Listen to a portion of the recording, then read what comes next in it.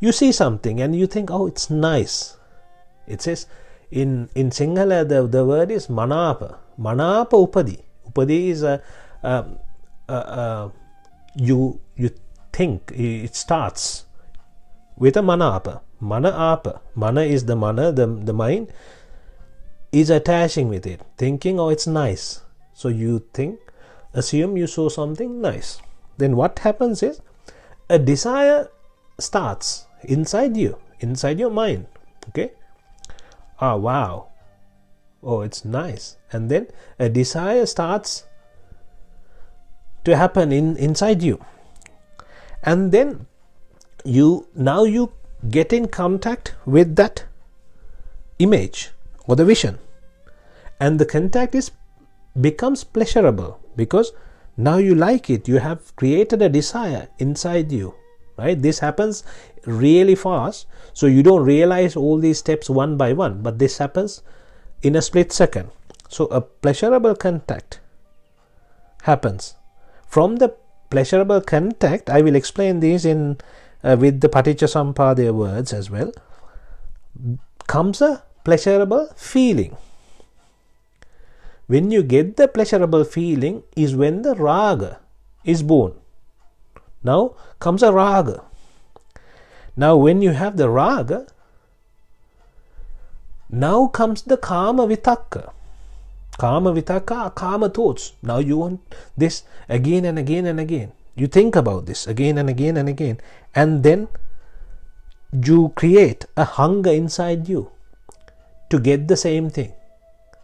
To try and fulfill with the same thing. You think this is nice. You got a pleasurable feeling. Now you're thinking, oh, I need more of these.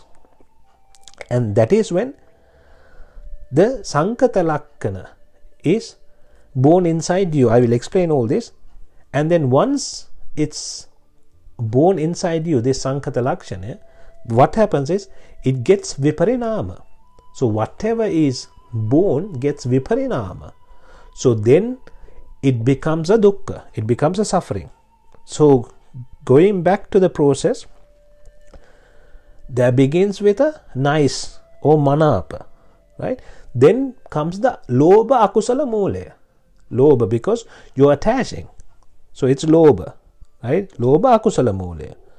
Because lobha is akusala or immoral. Then sukha vedaniya sparsha. Sukha is the pleasurer. So pleasurable contact. You get the pleasurable contact. Vedaniya sparsha. So sparsha. Passa pachya vedana. So that is what is explained here. Then you get the pleasurable feeling. Vedana. Vedana pachya tanha. This tanha is the raga. You create the raga inside you. Then when you create the raga, that is when you think about it, the thoughts come inside you, and then it keeps bothering you. I need this, I need this. Imagine about a really nice thing that you saw somewhere.